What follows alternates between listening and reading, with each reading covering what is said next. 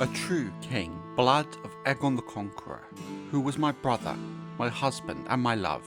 If any man questions my son's right to the Iron Throne, let him prove his claim with his body. Dowager Queen Visenya Targaryen, Fire and Blood, the Sons of the Dragon.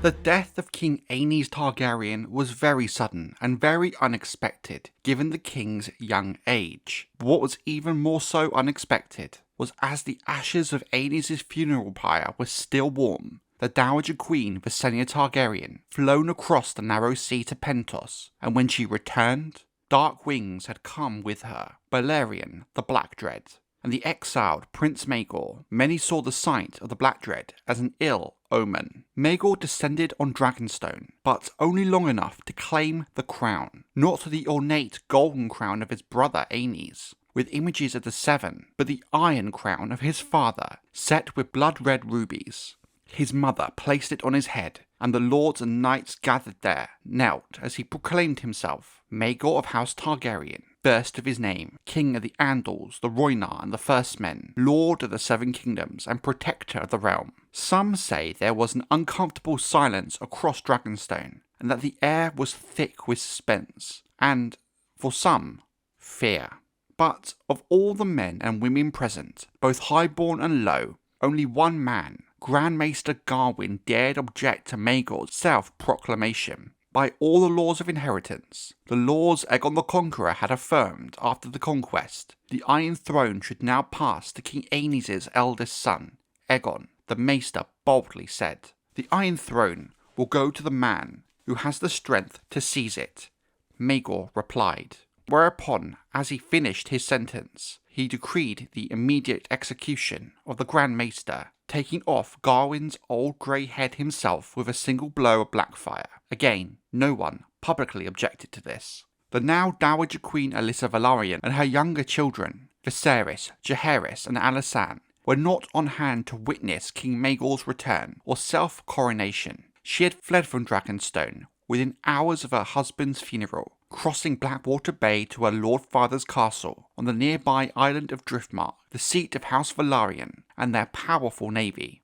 When told of their absence, Maegor gave a shrug and gave no comment, then retired to the chamber of the painted table with the Maester to dictate letters to lords great and small throughout the realm. At this stage there were few currently aware of Aenys' death, and Maegor wanted to establish himself as king before Prince Aegon, halfway across Westeros, had time to react. In fact, given both Princess Rhaena and Aegon were actively being besieged at Great Cool Castle, there was little they could have done to stop Maegor anyway. 100 ravens flew within the day. The next day, Maegor flew as well, mounting Balerion. He crossed Blackwater Bay to King's Landing, accompanied by the Dowager Queen Visenya upon Vhagar. The return of dragons set off riots in the city, as hundreds tried to flee, only to find the gates closed and barred. The warriors' sons, the militants armed with the faith, held the city walls, as well as the construction site of what would become the Red Keep, and of course, the Hill of Rhaenys, where they had made the Sept of Remembrance their own fortress. The Targaryens raised their standard atop Visenya's hill, and called for all little men to gather to them. Thousands did. Visenya Targaryen proclaimed that her son Maegor had come to be their king, a true king, blood of Aegon the Conqueror, who was my brother,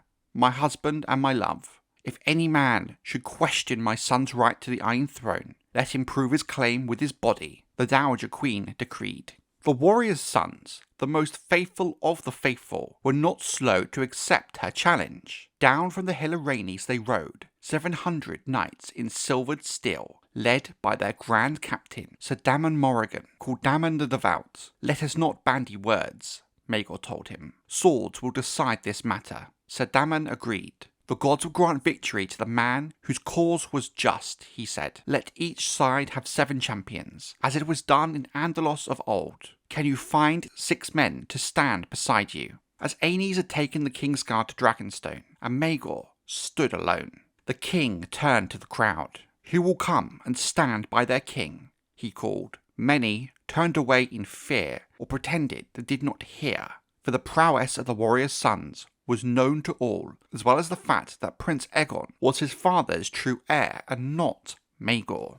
But after a short silence that seemed to drag on forever, at last one man offered himself, not a knight, but a simple, common-born man-at-arms, called himself Dick Bean. We cannot even be sure if this was his true name, given how records of history often forget the deeds and lives of the small folk. "I've been a king's man since I was a boy," he said. "I mean to die a king's man." It was only then the first knight stepped forward. "This man shames us all," he shouted. "Are there no true knights here? No leal men?" The knight was Benar Brune, the squire who had slain Harren the Red and had been knighted by King Aenys himself. His support of Maegor, the brother of the king who had knighted him, roused many in the crowd, and his scorn drove others to offer their swords as well. The names of Maegor's champions are writ large in the histories of Westeros. Sir Bram of Blackhall, a hedge knight; Sir Rayford Rosby; Sir Guy Lothston, who was more commonly known as Guy the Glutton; and Sir Lucifer Massey, the Lord of Stonedance. I do not understand. What is a trial of 7? It was another form of trial by combat. Ancient, seldom invoked. It came across the narrow sea with the Andals and their 7 gods. In any trial by combat, the accuser and the accused are asking the gods to decide the issue between them. The Andals believed that if 7 champions fought on each side, the gods, being thus honoured, would be more likely to take a hand and see that a just result was achieved. Or maybe perhaps they simply had a taste for swordplay. Sir Duncan the Tall, Baelor Targaryen, and Leo Tyrell on trials of 7, a knight of the 7 kingdoms, the Hedge Knight. Like Maegor's champions, the 7 warriors' sons have likewise been dutifully recorded in the annals of history to live forever by their deeds. They were Sir Daemon Morrigan, called Daemon the Devout, Grand Captain of the warriors' sons; Sir Lyle Bracken; Sir Harris Horp, called Death Said Harry; Sir Egon Ambrose; Sir Dickon Flowers, the Bastard of Beesbury; Sir William the Wanderer; and Sir Garibaldi of the 7 Stars, the Septon Knight. It is written that Daemon the Devout led a prayer beseeching the warrior to grant strength to their arms. Afterwards, the Dowager Queen Visenya gave the command to begin, and the trial of 7 began. The common man, known only as Dick Bean, was the first of the 14 men to die, cut down by Lyle Bracken mere seconds after combat began. From there on, accounts differ markedly about what happened next. One witness says that when the hugely fat Sir Guy the Glutton was cut open, the remains of 40 half-digested pies spilled out. While we know that Sir Guy was in fact killed, the ideas of the pies falling out from his gut is clearly a tall tale. Another claims that Sir Garibaldi of the 7 Stars sang a prayer song as he fought, which does seem more believable. Several accounts tell us that Lord Massey hacked off one of the arms of Harry Horp. In one account, Harry tossed his battle axe into his remaining hand and buried it between Lord Massey's eyes. Other chroniclers suggest he simply died. Some say the fight went on for hours, others that most of the combatants were down and dying in mere moments, that there was an abrupt chaos, then stillness. All agreed that great deeds were done and mighty blows exchanged, until the end found Maegor Targaryen standing alone against Daemon the Devout and Willem the Wanderer. Both the warriors' sons were badly wounded, and Maegor had Blackfire, the Valyrian steel blade of his father, in his hand. But even so, it was said to be a very near thing. Even as he fell, Sir Willem dealt the king a terrible blow to the back of the head, cracking his helm that left him incensed. Many thought Maegor dead. The blow should have been fatal, at least to a normal man. That's until his mother removed his helm. "The king breathes," she said. "The king lives." The victory was his. 7 of the mightiest of the warriors' sons were dead, including their commander, but more than 700 remained, armed and armoured and gathered about the crown of the hill. Dowager Queen Visenya commanded her son be taken to the maesters. As the litter bearers bore down the hill, the swords of the faith dropped to their knees in submission. The Dowager Queen ordered them to return to the fortified Sept atop the Hill of Rhaenys. For 27 long days, Maegor Targaryen lingered at the point of death, whilst maesters treated him with potions and septons prayed above his bed. Meanwhile, in the Sept of Remembrance, the warriors' sons prayed as well, and argued about their course. Some felt they had no other choice but to accept Maegor as king, since the gods had blessed him with victory. Others insisted they were bound by oath to obey the High Septon and fight on. The Kingsguard arrived from Dragonstone in the meantime, at the behest of the Dowager Queen. They took command of 1,000 of the Targaryen loyalists in the city and surrounded the Hill of Rhaenys. On Driftmark, the widowed Dowager Queen Alyssa Velaryon, when she found out about Maegor, proclaimed her own son, Aegon, as the true king, but few heeded her call. The young prince was just shy of manhood, remained at Craighall,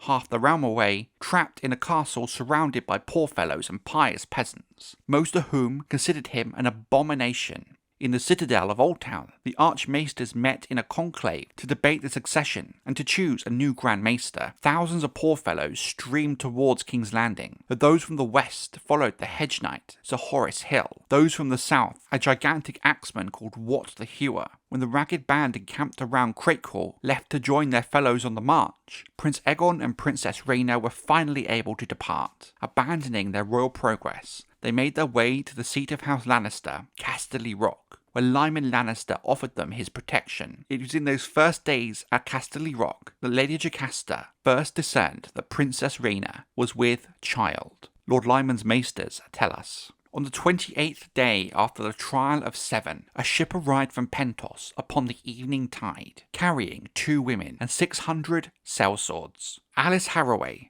Maegor's second wife, had returned to Westeros, but not alone. With her sailed another woman, a curious woman, a raven-haired beauty, known only as Tyanna of the Tower. Some said the woman was Maegor's concubine. Others named her Lady Alice's paramour. The natural daughter of a Pentosi magister, Tyanna was a tavern dancer who had raised to be a courtesan. She was rumoured to be a poisoner and a sorceress as well. Many queer tales were told about her, yet as soon as she arrived, Dowager Queen Visenya dismissed her son's maesters and septons and gave Maegor over to Tyanna's care. The next morning, the king awoke, rising with the sun, when Maegor appeared on the walls of the rising Red Keep, standing between Alice Harroway and Tyanna of Pentos. The crowd cheered wildly, and the city erupted in celebration, but the revels soon died away when Maegor mounted Balerion and descended upon the Hill of Rhaenys, where several hundred of the warriors' sons were at their morning prayers in the fortified Sept. As dragonfire set the building aflame, archers and spearmen waited outside for those who came bursting through the doors. It was said the screams of the burning men could be heard throughout the city, and that smoke lingered over King's Landing for weeks to come.